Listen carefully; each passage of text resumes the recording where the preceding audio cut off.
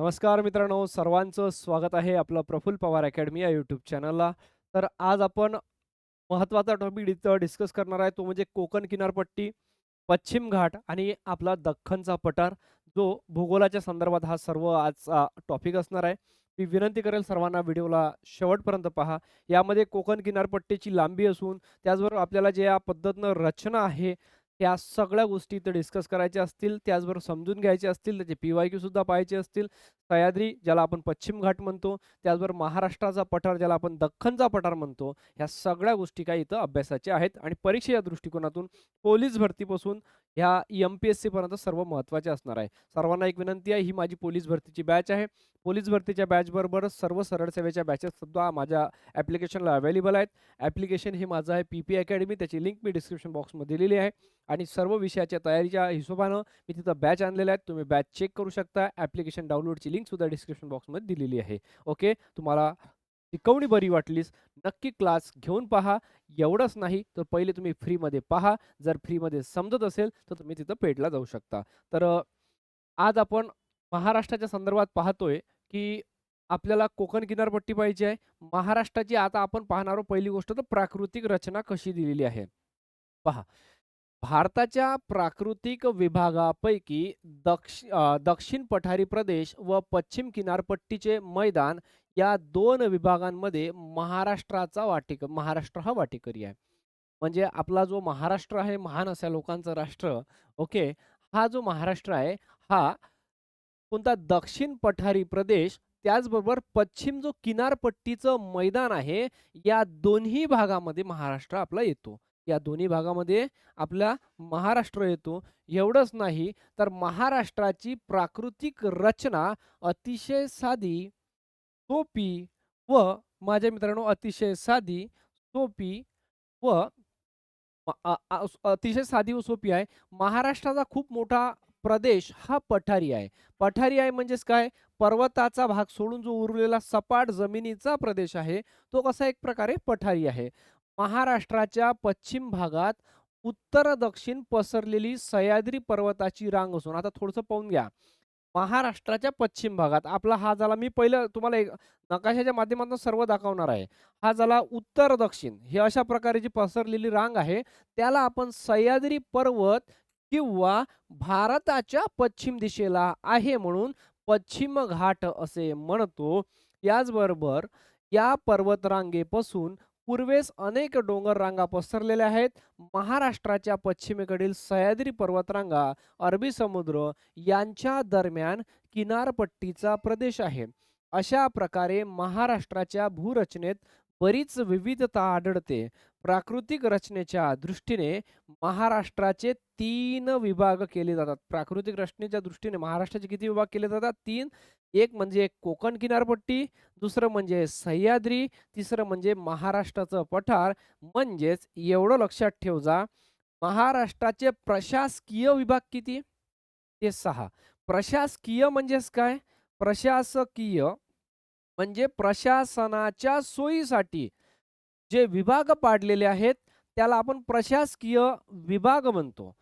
महाराष्ट्राचे प्राकृतिक विभाग किती? महाराष्ट्राचे प्राकृतिक विभाग किती? 3.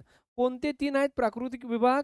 हे पेपरमध्ये डायरेक्ट वन लाईनर विचारते. प्रशासकीय विभाग किती पोलीस भरतीला किंवा आपल्याला MPSCला गेल्यानंतर आपल्याला 4-5 ओळी देईल त्या चारमध्ये कोणत्या योग्य आहेत, कोणत्या योग्य नाहीत, अयोग्य ओळखा तुम्हाला शब्दामध्ये फसवू शकते.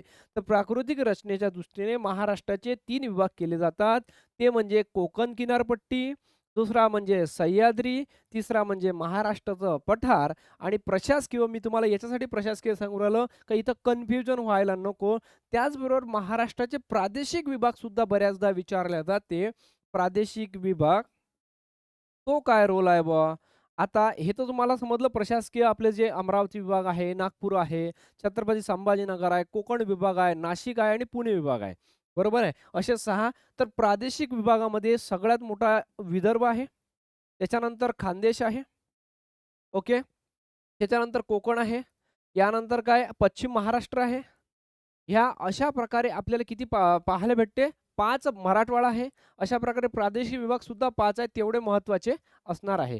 तर आपण त्याच्यावरती ते प्रादेशिक विभाग वर्ग आपल्याला ते समोर शिकायचं, प्रशासकीय विभाग समोर शिकायचा आहे, त्याचे क्षेत्रफळ सुद्धा समोर शिकायचं आहे. मी सध्या त्याला तुम्हाला तिथं येऊन कन्फ्यूज करणार नाही. फक्त एवढं सांगायचं होतं का प्रादेशिक 5 आहेत, प्रशासकीय 6 आहेत आणि आपल्याला काय प्राकृतिक 3 आहेत. एवढ्या गोष्टी तर क्लिअर करायच्या होत्या.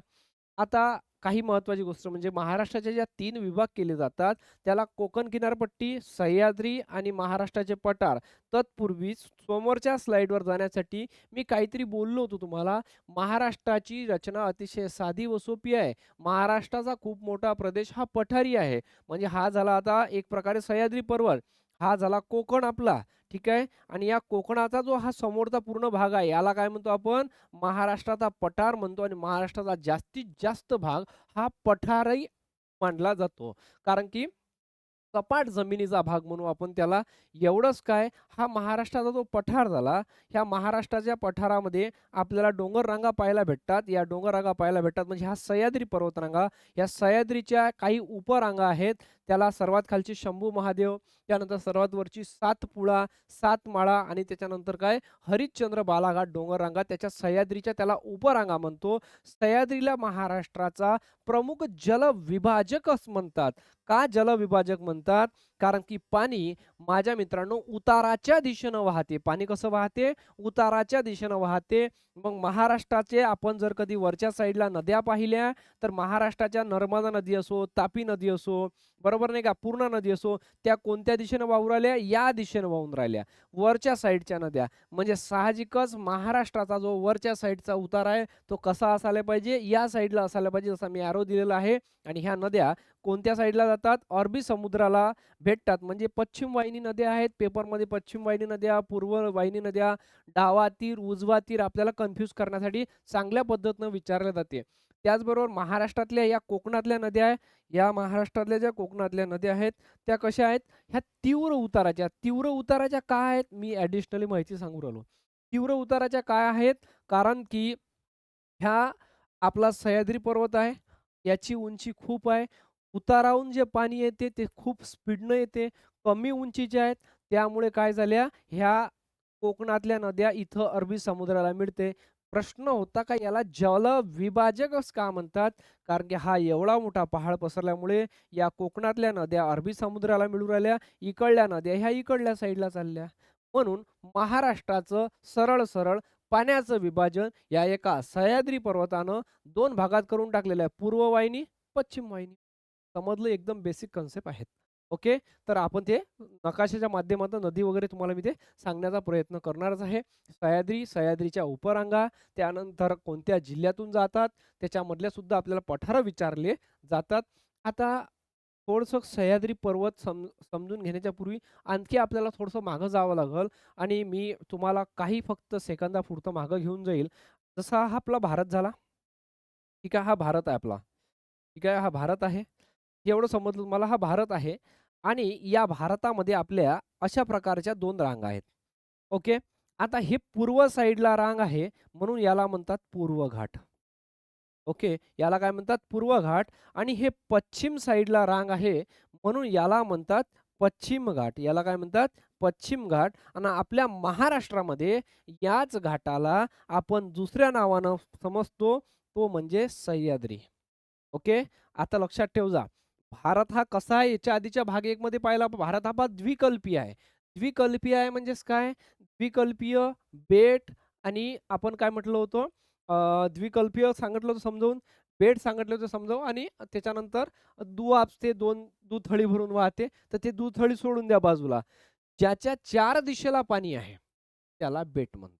आपण कोण्याही वेळेस काय उद्देशो? अंदमान निकोबार बेट भारतात 572 बेटांचा समूह आहे. म्हणजे जे बेट आहेत याचा अर्थ काय?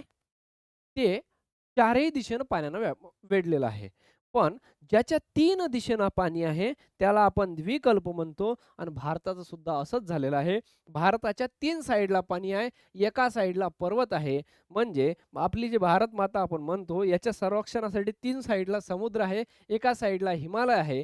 3 साईड म्हणजे ही जी साईड आहे पूर्व साईडची, या साईडनं बंगालचा उपसागर, पश्चिम साईड आहे, या साईडला अरबी समुद्र आणि दक्षिण साईड आहे, ज्या साईडला हिंद महासागर आहे. म्हणजे अशा प्रकारे भारताच्या 3 साईडला पाणी असल्यामुळे भारतीय द्विकल्प आपण त्याला संबोधतो. काय संबोधतो? भारतीय द्विकल्प आपण त्याला म्हणत असतो. येस, आता आपण या द्विकल्पामध्ये फक्त आणि फक्त या रांगेचा अभ्यास करतोय सध्या आणि या रांगेलाच म्हणतात भारतात पश्चिम घाट आणि आपण याला महाराष्ट्रात सह्याद्री म्हणून ओळखतो. याच्यामधली जे कोकण किनारपट्टी आहे, कारण की पहा 3 भागामध्ये हे कोकण किनारपट्टी, हा झाला मधातला कोकण आणि हा झाला सह्याद्री. याच्या बाहेरचा जो भाग राहील हा पठार, याचा अभ्यास आपल्याला इथं आज करायला आलेलो आहे. ठीक आहे, पुढे जाऊया. आता महाराष्ट्राचा प्राकृतिक रचना जी आहेत, हे तुम्हाला थोडंसं समजून घ्या. असा आपला महाराष्ट्र आहे. ठीक आहे. महाराष्ट्राचा नकाशा काढताना माझी चुकी होऊ शकते. ठीक आहे. आता आपला महाराष्ट्र आहे. या महाराष्ट्रामध्ये माझ्या मित्रांनो असा 440 किलोमीटरचा सह्याद्री पर्वत पसरलेला आहे. ठीक आहे. किती? 440 किलोमीटरचा सह्याद्री पर्वत पसरलेला आहे. याला आपण कोकण म्हणतो. याला आपण कोकण म्हणतो. याला आपण पठार म्हणतो आणि ह्या काय आहे मग? हा समुद्र किनारा आहे. हा काय आहे? समुद्र किनारा आहे. बस एवढंच समजून घ्यायचं आहे या नकाशामध्ये, की हा जो तुम्हाला पाण्याचा भाग दिसतो तो हा आहे. हा जो तुम्हाला पाण्याचा भाग दिसतो हा हा आहे आणि हा 720 किलोमीटरचा इतकं लागलेला आहे. किती आहे? 720 किलोमीटर समुद्र आहे. कोकण किनारपट्टी जे म्हणतात त्याला हेच आहे आणि हेच आहे ते कोकणची किनारपट्टी. सह्याद्री पर्वत जो बोलला तो सह्याद्री पर्वत हा आहे 440 किलोमीटरचा, महाराष्ट्रामध्ये भारतामध्ये 1600 किलोमीटरचा. उरलेला जो पठाराचा भाग आहे तो आहे सपाट जमिनीचा. अशा प्रकारे आपल्याला इथं आकृतीच्या माध्यमातून समजून सांगण्याचा प्रयत्न होता. अरबी समुद्र हा इकडला आहे बरं, अरबी समुद्र. ठीक आहे. त्याच्यानंतर कोकण किनारपट्टी ही आहे. त्याच्यानंतर आपल्याला पहा अरबी समुद्र हा, किनारपट्टी ही, कोकण हे आणि सह्याद्री सह्याद्री पर्वत हा आपला आणि पठार हे. इथं समजून सांगण्याचा प्रयत्न होता. डन. आता आपल्याला थोडंसं अरबी समुद्र, त्याच्यानंतर कोकण, सह्याद्री पर्वत आणि महाराष्ट्राचं पठार हे आणखी तुम्ही नकाशाच्या माध्यमातून पाहू शकतो. कोकणच्या प्रदेशाचा आडवा छेद कसा आहे? तो पूर्व-पश्चिम आहे. आता खलाटी म्हणजे काय? आणि वलाटी म्हणजे काय? ते सुद्धा तेवढंच महत्त्वाची गोष्ट. खिंडी म्हणजेच काय? नाही का? तर हे खलाटी म्हणजे समुद्राला लागून जो भाग आहे, सखल भाग म्हणतो. सखल म्हणजे लागून असलेला भाग. समुद्राला लागून असलेल्या भागाला आपण खलाटी म्हणतो आणि त्याच्या जो ह्या पर्वताला जो लागून भाग आहे त्याला वलाटी म्हणतात. पर्वताला जो लागून भाग आहे त्याला वलाटी म्हणतात. समुद्राला लागून असलेल्या सखल भागाला खलाटी म्हणतात आणि या पर्वताला लागून असलेल्या भागाला वलाटी म्हणतात. पेपरमध्ये वन लाइनर प्रश्न विचारला की आपले पार 12 वाजते, कारण की टाईमाचं मॅनेजमेंट आपल्याकडून जमत नाही. खलाटी मारू का वलाटी मारू? आणि ते एवढे हुशार असतात पेपर काढणारे, ते पहिले ऑप्शन हे देते. त्याच्यानंतर हे 4 नंबरला देते, मधात काहीतरी देऊन जाईल. Okay, done. आता महाराष्ट्राचं जर कधी आपण पाहिलं उत्तर दिशा आणि दक्षिण दिशा. आता हा आपल्याला असा पलटावला आपण, तर आपल्याला लक्षात येईल. कारण की महाराष्ट्रामध्ये उत्तरेपासून दक्षिणेकडे त्याची अशी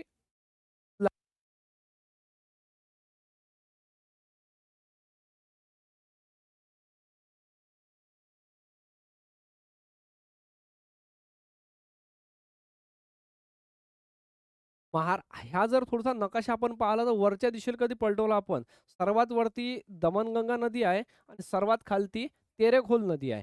आता आपण हा जो आपला कोकणचा भाग होता, ओके, इथं दमणगंगा नदी, इथं तेरेखोल नदी. आता महाराष्ट्रात ज्या कोकणातल्या नद्या आहेत, बऱ्याचदा पेपरला तुम्ही थोड्याशा वरची ज्या एक्झाम आहेत, MPSC राज्य सेवाला, तुम्हाला कोकणातल्या नद्यांचा जो क्रम आहे तो उत्तरेकडून दक्षिणेकडे लावायला विचारतो. मग आपल्याला कोणत्या जिल्ह्यात कोणती नदी आहे, कोणत्या जिल्ह्यात जे नदी आहेत त्या नदीवर कोणतं पुळण आहेत, ह्या सगळ्या गोष्टी सुद्धा विचारल्या जातात. आणि ते सुद्धा मी पुढच्या भविष्यात पुढच्या क्लासमध्ये तुमच्याकडून करून घेणार आहे. आता जर कधी आपण इथं विचार केला, दमणगंगा, सूर्या, वैतरणा, तानसा, भातसा, काळू, उल्हास, पाताळगंगा, अंबा, कुंडलिका, सावित्री, जोग, जगबुडी, वैशिष्ठी, शास्त्री, बांध, काजवी, मुचकुंदी, शुक, वाघोगण, देवगड, गज, आचरी, मालवणी आणि तेरेखोल ही आली तेरेखोल नदी. तर म्हणजे आपल्या कोकणाचा जो विस्तार आहे तो कसा दमनगंगा नदीपासून सुरू झाला तर तेरेखोल नदीपर्यंत आहे. कसा आहे कोकणातली सर्वात दक्षिणेकडील नदी कोणती मग तेरेखोल नदी. हा पेपरमध्ये प्रश्नात बऱ्याचदा विचारलाय. कोकणातली सर्वात उत्तरेकडील नदी मग कोणती तर दमनगंगा नदी. आणि जर क्लिअर शब्दात लक्षात ठेवायचं असेल तर कोकणाचा विस्तार हा दमनगंगा नदीपासून तर तेरेखोल नदीपर्यंत पसरलेला आहे. पण कोकणाचे सुद्धा माझ्या मित्रांनो 2 भाग पडतात. कोकणाचे किती भाग पडतात? कोकणाचे 2 भाग पडतात. एक म्हणजे उत्तर कोकण, दुसरा म्हणजे दक्षिण कोकण. उत्तर कोकणामध्ये टोटल हे कोकणामध्ये याच्या भाग क्रमांक लेक्चर जीकेचं लेक्चर आहे त्याची लिंक मी अवेलेबल करून देईल तुम्हाला. टोटल कोकणामध्ये हे 7 जिल्हे येतात. कोकणामध्ये किती? टोटल 7 जिल्हे येते. त्याचं 2 भागामध्ये आपण विभाजन करू. एक म्हणजे उत्तर कोकण, दुसरा म्हणजे दक्षिण कोकण. या उत्तर कोकणामध्ये 5 जिल्हे आणि दक्षिण कोकणामध्ये 2 जिल्हे. मग याच्यामध्ये इथं एवढं कन्फ्यूज व्हायची गरज नाही. उत्तर कोकणामध्ये जर कधी 5 जिल्हे म्हटलं तर उत्तरच्या सीन ना जे पहिले 5 असेल ते आणि दक्षिण म्हटलं तर 2 जिल्हे. दक्षिण कोकण हा अत्यंत त्या उत्तर कोकणाच्या तुलनेत खडकाळ आहे, जास्त पावसाचा आहे. ओके. त्याला कारण तिथं जास्त पाऊस पडतो म्हणून तो खडकाळ झाला. जांभ्या मृदेचा आहे. आणि या दक्षिण कोकणामध्ये 2 जिल्हे येतात. एक म्हणजे सर्वात खाली सिंधुदुर्ग, त्याच्यावरती येते रत्ना. हे दक्षिण कोकणाचे जिल्हे झाले. आणि वरचे जे जिल्हे आहेत, मग सगळ्यात वरती कोणता जिल्हा येईल? सर्वात वरती क्रम लावाला पालघर जिल्हा, त्याच्यानंतर ठाणे, त्याच्यानंतर मुंबई उपनगर, मुंबई शहर आणि रायगड हे जिल्हे उत्तर कोकणातले होय. हे जिल्हे कोणते? पालघर, ठाणे, मुंबई उपनगर पहिले, नंतर शहर आणि त्याच्यानंतर आहे रायगड. असे उत्तर कोकणामध्ये 5 जिल्हे आहेत. आता थोडासा हा एक्स्ट्रा काय म्हणते हा पाहून घेऊ. बरं उत्तर दिशा आहे. ही होय उत्तर दिशा. दक्षिण दिशा आहे. बरं हे होय दक्षिण दिशा. काय म्हणते सकल भूप्रदेश आहे. दमनगंगा नदीच्या इकडे आणि आपल्याला खाली वर भूप्रदेश आहे तो या दक्षिण कोकणामध्ये कारण की पावसाचं प्रमाण जास्त आहे. त्यानंतर खडकाळ जमीन सुद्धा आहेत. डोंगर दऱ्याचं सुद्धा प्रमाण बऱ्याचपैकी आहे. तर उत्तर कोकणामध्ये पालघर येते, ठाणे येते, मुंबई येते, रायगड येते. इथं 2 जिल्हे करून टाका मुंबई शहर व मुंबई उपनगर आणि इकडे रत्ना आणि सिंधुदुर्ग हा दक्षिण कोकणाचा भाग आहे. बस या स्लाइडहून एक लक्षात ठेवा. कोकणाचा विस्तार हा कसा पसरलेला आहे? दमनगंगा नदीपासून तेरेखोल नदीपर्यंत हा कोकणाचा विस्तार आहे. सर्वात वरती आहे दमनगंगा नदी, सर्वात खालती आहे तेरेखोल नदी. दमनगंगा नदी जी आहेत, ते कोकणात सर्वात वरच्या साईडला, सगळ्यात खालच्या साईडला आहे तेरेखोल नदी. महत्त्वाची गोष्ट कोकणामध्ये एकूण 7 जिल्हे येतात. त्याचे 2 भागामध्ये विभाजन करू. उत्तर कोकण, दक्षिण कोकण. उत्तर कोकणामध्ये रत्ना आणि सिंधू सोडून पूर्ण उत्तर कोकणामध्ये आणि उरलेले रत्ना, सिंधू मग दक्षिण कोकणामध्ये. पण क्रम लावत असताना मुंबई शहरच्या वरते मुंबई उपनगर जिल्हा कर्जा. फक्त एवढं लक्षात ठेवा, इथंच तुमचा मार्क गेला तर जाईल, नाहीतर जाणार नाही. क्रम लावत असताना मुंबई शहरच्या वरते मुंबई उपनगर जिल्हा आहे. एवढं लक्षात ठेवा. मुंबई 157 शहर ते 444 440 समथिंग चौरस किलोमीटर मुंबई उपनगर आहे. एवढं लक्षात ठेवायचं आहे. पुढचा स्लाइड आहे. कोकणचे उपविभाग आहेत. आता थोडंसं आपण काय करू, लिहूनच आणलेलं आहे, त्याच्यावरती थोडंसं पाहूनच घेऊ. आता जिल्हे आहेत. उत्तर कोकणामध्ये पालघर आहे, ठाणे आहे, मुंबई शहर आहे, मुंबई उपनगर आहे, रायगड आहे. जरी मी इथं कमी जास्त दिलं असलं, तर तुम्हाला काय करायचं 3 नंबरला घेऊन घ्यायचा याला. मुंबई उपनगरला 4 नंबरला घेऊन घ्यायचा ठाण्याला. आणि दक्षिण कोकणामध्ये रत्ना आणि सिंधू असे 2 जिल्हे आहेत. आता हा उत्तर कोकणाचे जे उपविभाग आहे त्याची थोडीशी आपण अभ्यास करून घेऊ तुलनात्मक दृष्ट्या कारण की एम-पी-एस-सीला हा प्रश्न खूप महत्त्वाचा आहे. हा उत्तर कोकणाचा भाग आहे. हा सखल आहे, सपाट आहे, कमी ओबड-धोबड आहे. कशाच्या तुलनेत? दक्षिण कोकणाच्या तुलनेत. आणि हा जो दक्षिण कोकणाचा भाग आहे, हा खडकाळ आहे, ओबड-धोबड आहे. उत्तर कोकणाच्या तुलनेत याची जी रुंदी आहे, ती 90 ते 95 किलोमीटर. जसं मी तुम्हाला महाराष्ट्र काढून दाखवला होता माझ्या मित्रांनो, हा आपला महाराष्ट्र आहे. काय? ह्या महाराष्ट्रात मी काढत असताना तुम्ही पाहिलं असेल की याची मी दरवेळेला लांबी जास्त करू आलो, याची कमी करू आलो आणि तसंच नकाशामध्ये आहे. कारण की हा चिंचोळा होत जातो खाली. चिंचोळा होतो म्हणजे निमुळतं टोक होत जाते म्हणजे बारीक टोक होत जाते आणि हा 90 ते 95 किलोमीटर आणि हा 40 ते 45 किलोमीटर इतका छोटा तो खाली-खाली होत जातोय. प्रगती कशी झाली आहे? औद्योगिकदृष्ट्या मुंबई आहे, ठाणे आहे, पालघर आहे. औद्योगिकदृष्ट्या कसं झालं? विकसित आहे.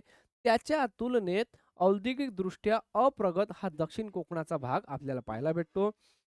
घनता जी आहे, लोकसंख्येची घनता सर्वाधिक आपल्याला तिकडे वरती पाहायला भेटते. तर इकडे लोकसंख्येची घनता सर्वात कमी आपल्याला माहीत असेल, रत्नागिरीमध्ये आपली घनता खूप कमी आहे. सिंधूमध्ये कमी आहे. याचबरोबर जीवनमान काय आहे? नागरिक लोकसंख्या जास्त आहेत. खेड्यात राहण्याचं प्रमाण इकडे मुंबईसारख्या ठिकाणी काय होईल का तिकडे ठाणे, मुंबई शहर, मुंबई उपनगर शहरात राहणारे लोक आहेत. त्याच्या तुलनेत दक्षिण कोकणामध्ये काय खेड्यात राहण्याचं प्रमाण काय राहणाऱ्या लोकांचं जास्त आहे. व्यवसाय आहे यांचं सगळ्यात पहिले उत्तर कोकणामध्ये कसं हे इंडस्ट्रियल एरिया आहे. त्यानंतर औद्योगिक हे कामं करतात. तसे हेच कसे पारंपरिक आपली शेती, पशुपालन अशा प्रकारचा व्यवसाय करतात. उत्तर कोकणामध्ये चिकूचं पीक घेतलं जाते, केळीचं घेतलं जाते, तांदूळाचं जाते.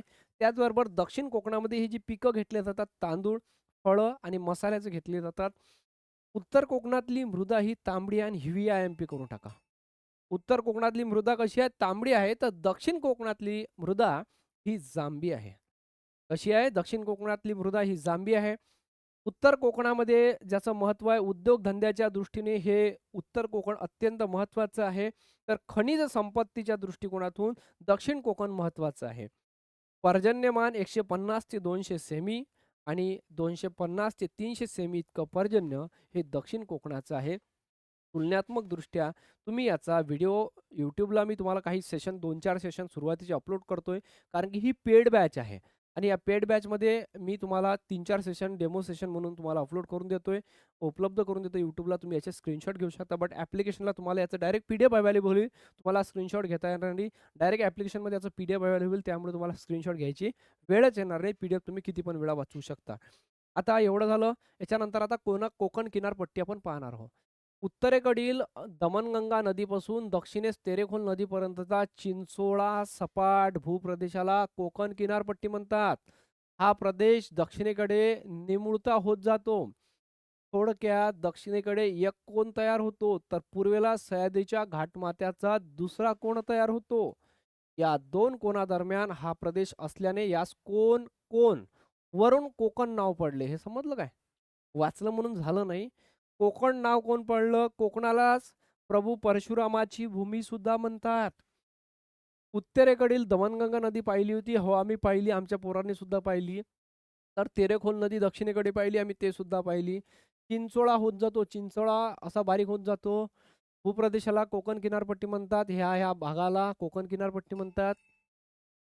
याचबरोबर थोडक्यात दक्षिणेकडे कोन तयार होत जातो म्हणून पूर्वेला सह्याद्रीचा घाटमाथ्याचा दुसरा कोन तयार होतो म्हणून हा प्रदेश असल्याने यास वरून कोकण असे नाव पडलेले आहेत.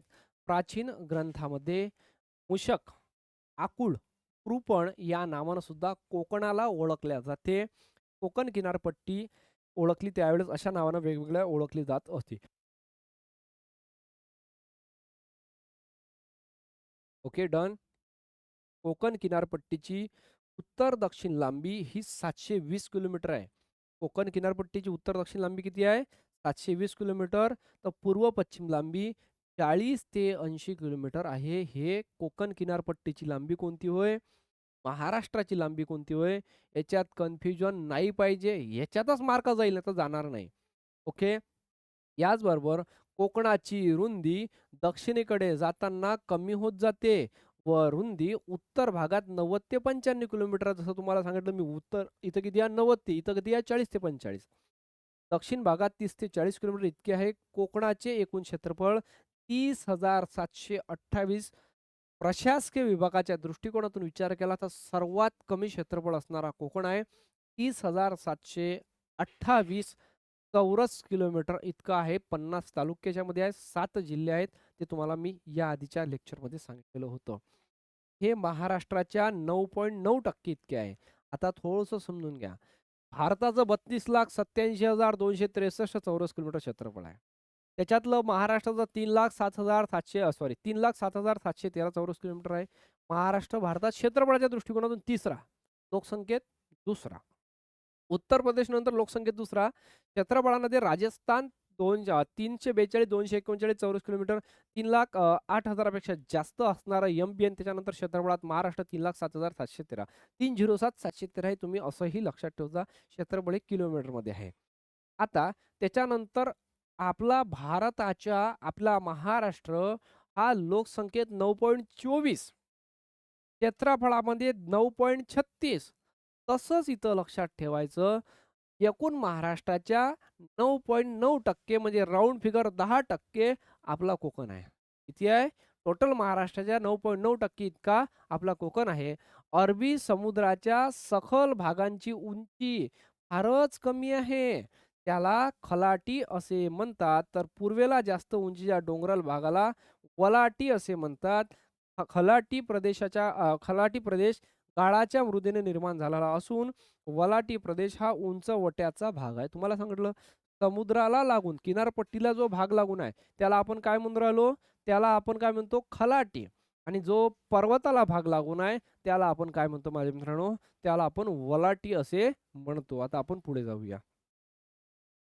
फलाटी प्रदेश डोंगराळ असून उतार हा तीव्र आहे. फलाटी प्रदेश कसा? डोंगराळ असून तो त्याचा उतार तीव्र आहे. सामान्यपणे दर किलोमीटरला 40 मीटर असे सरासरी उताराचे प्रमाण आहे. दर किलोमीटरला काय उराला तो? दर 1000 मीटरला 40 मीटर हा खोल जातो. वलाटी प्रदेश डोंगराळ आहे. डोंगररांगा तीव्र, वेगवान व जलप्रवाह दऱ्या खोऱ्यांचा भाग हे वलाटीची प्राकृतिक वैशिष्ट्य आहे.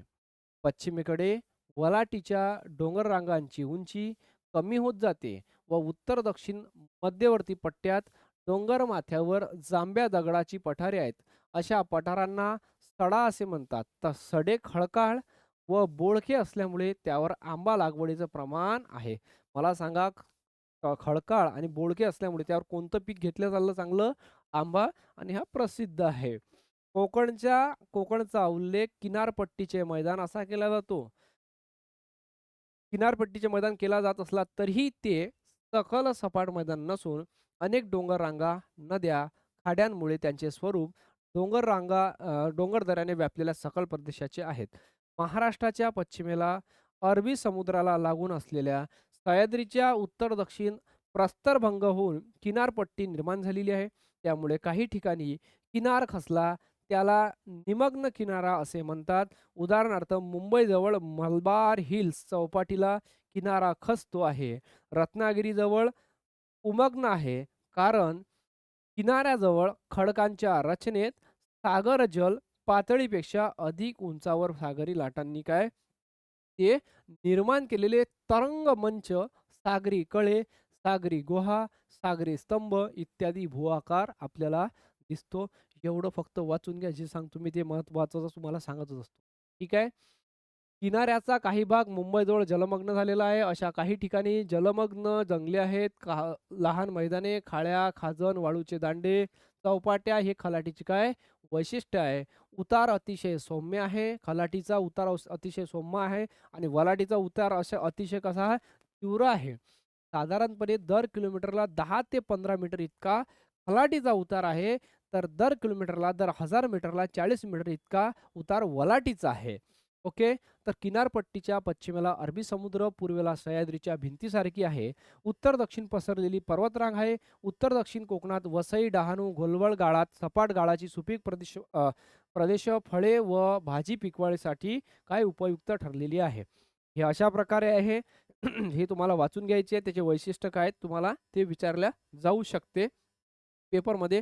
फक्त याच्यामध्ये लक्षात ठेवा, उत्तर कोकणामध्ये कोणते जिल्हे येतात, त्याची उत्तर कोकणाची वैशिष्ट्य काय, दक्षिण कोकणाची वैशिष्ट्य काय आहेत, मृदेचं प्रमाण काय आहे, पावसाचं प्रमाण, पर्जन्यमान ह्या गोष्टी विचारल्या जातात. त्यानंतर इंडस्ट्रियल एरिया ती कोणत्या क्षेत्रामध्ये जास्त येतं.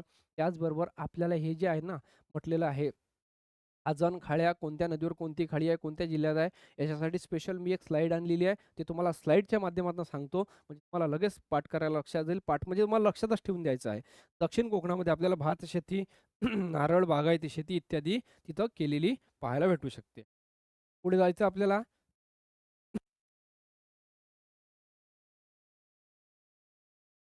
दक्षिण कोकणामध्ये मासेमारी केली जाते. दक्षिण कोकण हा चिंचोळा असून अधिक डोंगराळ आहे. उत्तर कोकणाच्या तुलनेत कोकणात अनेक खाड्यांच्या काठी दलदलीचे प्रदेश निर्माण झालेले आहेत.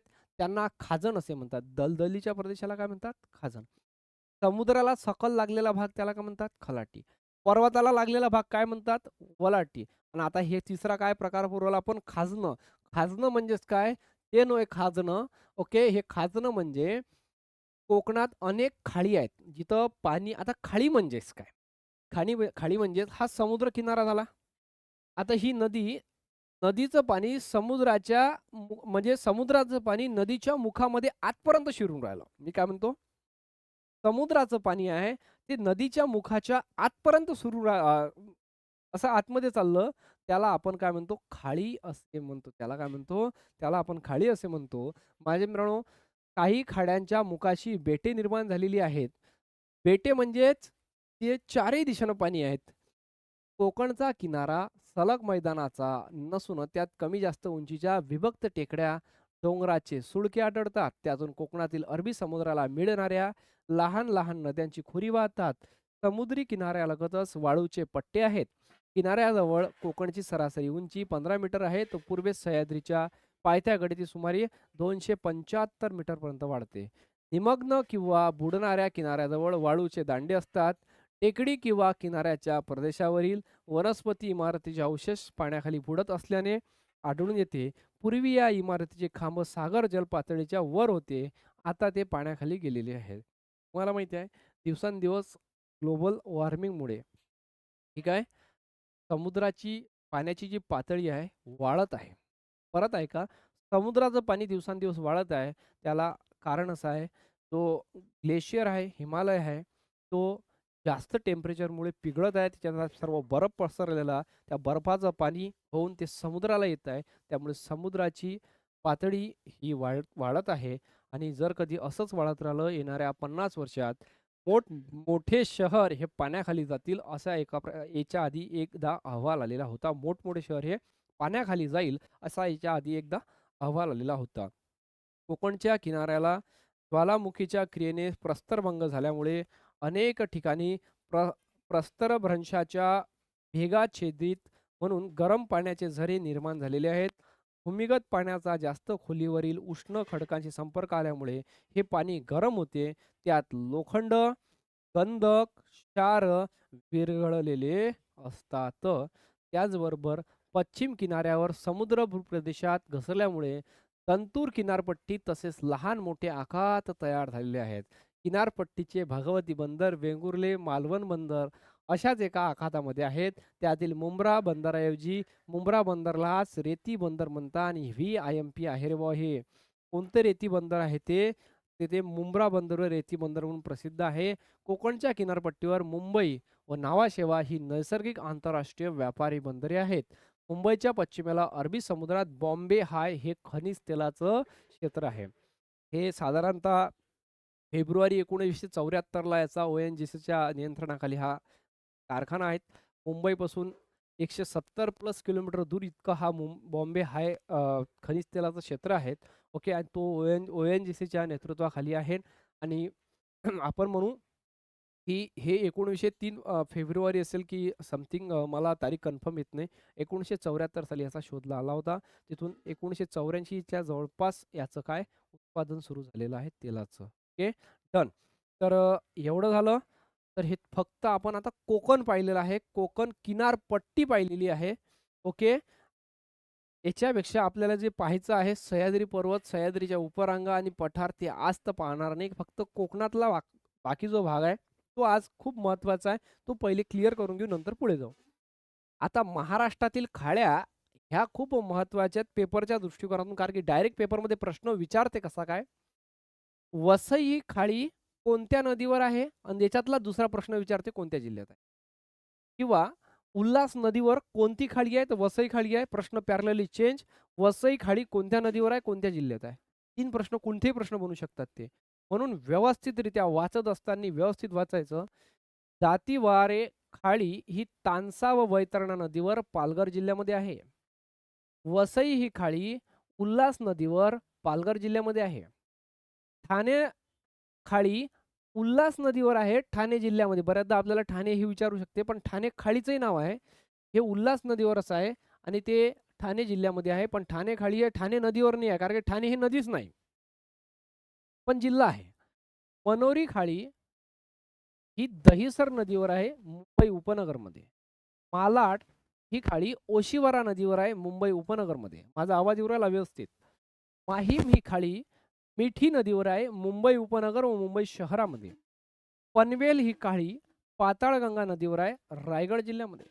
धरमतर खाडी अंबा नदीवर आहे, रायगड जिल्ह्यामध्ये. राजापुरी खाडी काळ नदीवर आहे, रायगड जिल्ह्यामध्ये. बाणकोट खाडी सावित्री नदीवर आहे, रायगड रत्नागिरी जिल्ह्यामध्ये. केळशी खाडी भारदा नदीवर आहे, रत्नागिरी जिल्ह्यामध्ये. दाभोळ खाडी वैशिष्ट्य नदीवर आहे, रत्नागिरीमध्ये. जयगड खाडी शास्त्री नदीवर आहे, रत्नागिरीमध्ये. भाट्टे खाडी ही काजळी नदीवर आहे, रत्नागिरी जिल्ह्यामध्ये. पूर्णगड खाडी मुचकुंदी नदीवर आहे, रत्नागिरी जिल्ह्यामध्ये. ह्या सगळ्या रत्नाच्या होय. त्यानंतर जैतापूर खाडी काजवी नदीवर आहे, रत्नागिरीमध्ये. विजयदुर्ग शुक रत्नागिरी सिंधुदुर्ग आणि त्याच्यानंतर दिलेला आहे माझ्या मित्रांनो देवगड खाडी देवगड नदीवर सिंधुदुर्गमध्ये. आचरा खाली आचरा नदीवर सिंधुदुर्गमध्ये. कालावली खाडी गड नदीवर सिंधुदुर्गामध्ये आणि कर्ली खाडी कर्ली नदीवर सिंधुदुर्गमध्ये. एवढं लक्षात ठेवजा. आता याच्यामध्ये लक्षात कसं ठेवण्याचं, ह्या रायगडमध्ये आहेत, ठीक आहे. ह्या मुंबई उपनगरमध्ये आहे आणि वरच्या दोन पालघरमध्ये आहे. Okay done. वसई उल्हास पालघर, ठाणे उल्हास ठाणे, मनोरी दहिसर, मालाड ओशिवरा, माहीम मिठी, पनवेल पाताळगंगा, पनवेल रायगडमध्ये येतं. त्यानंतर धरमतर अंबा, त्यानंतर राजापुरी काळ रायगड, बाणकोट सावित्री रायगड, कारण की बाणकोट खाडी बऱ्याचदा पेपरमध्ये विचारलेलं आहे बाणकोट. ओके. याचबरोबर केडशी भारजा रत्नागिरी केडशी खाडी भारदा नदीवर आहे. दाभोळ खाडी वैशिष्ट्य नदीवर आहे. जयगड खाडी शास्त्री नदीवर आहे, ही पेपरमध्ये IMP विचारलेला आहे. काळी ही काजवी नदीवर आहे. पूर्णगड खाडी ही मुचकुंदी नदीवर आहे आणि जैतापूर खाडी ही काजवी नदीवर आहे. अशा प्रकारे आपल्याला ह्या खाड्या झाल्या.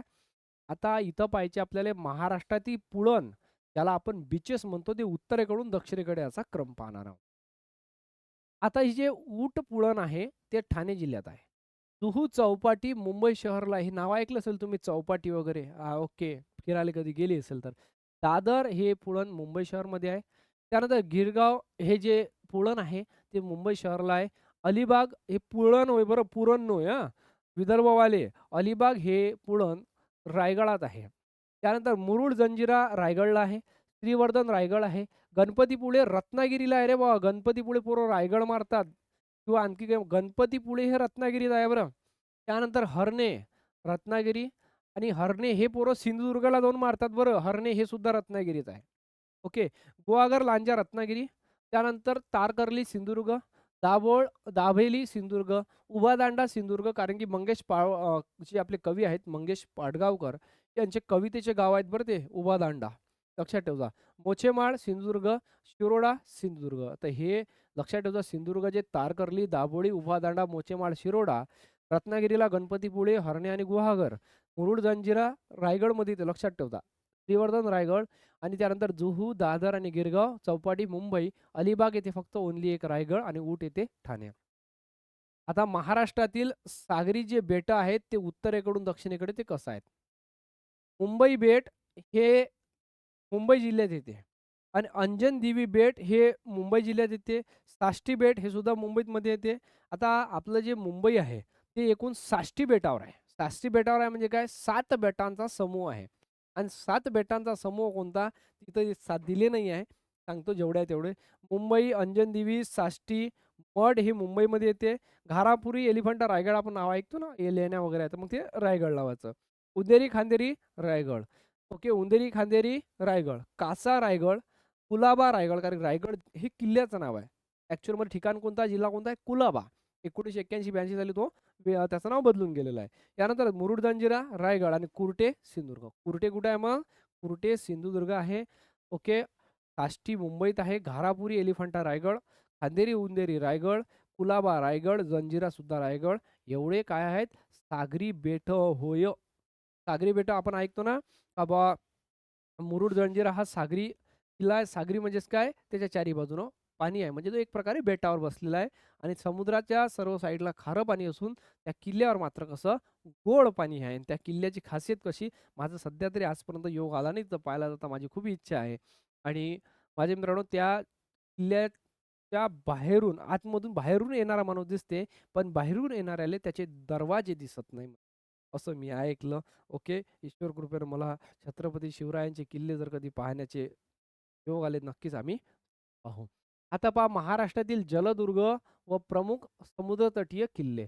आता खांदेरी उंदेरी रायगड, जंजिरा रायगड, कासा रायगड, सुवर्णदुर्ग रत्नागिरी, विजयदुर्ग सिंधुदुर्ग, सिंधुदुर्ग सिंधुदुर्ग, अर्नाळा पालघर. पहा आता हे तर बऱ्याचदा आपल्याला विचारते अभयारण्याच्या संदर्भात तर एवढं कन्फ्यूज करून टाकते की आपल्याला ते समजतच नाही. एक माझे मित्रांनो अर्नाळा आहे जे आता तुम्हाला दिसू राहिलं. अर्नाळा आहे. दुसरं तर नरनाळा आहे.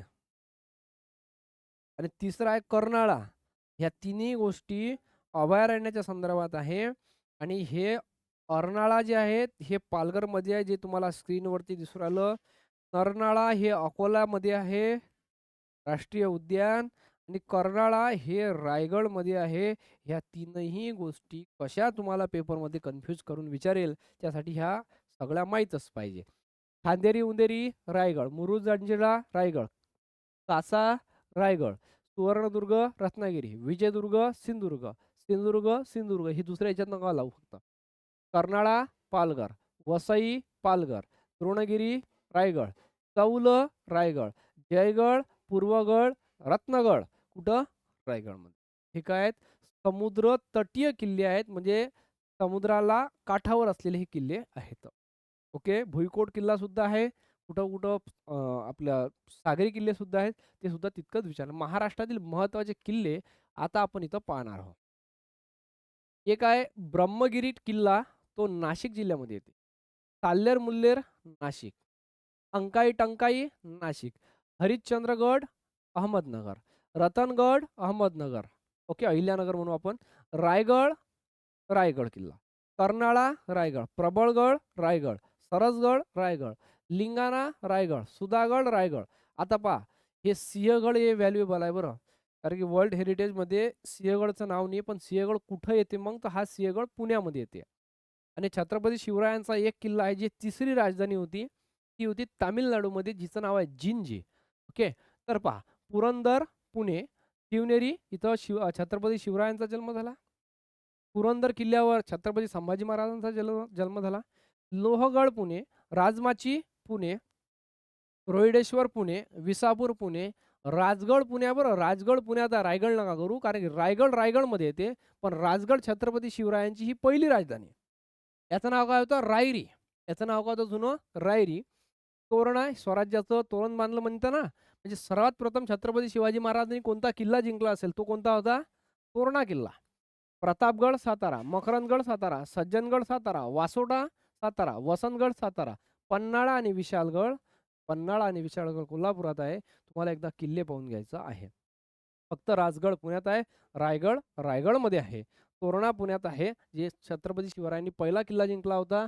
त्यानंतर पुरंदरला कोणाचा जन्म झाला छत्रपती संभाजी महाराज. शिवनेरीवर कोणाचा जन्म झाला छत्रपती शिवाजी महाराज. हे सुद्धा तेवढंच मत आहे. राज्याभिषेक कोणत्या किल्ल्यावर झाला रायगडावर झाला.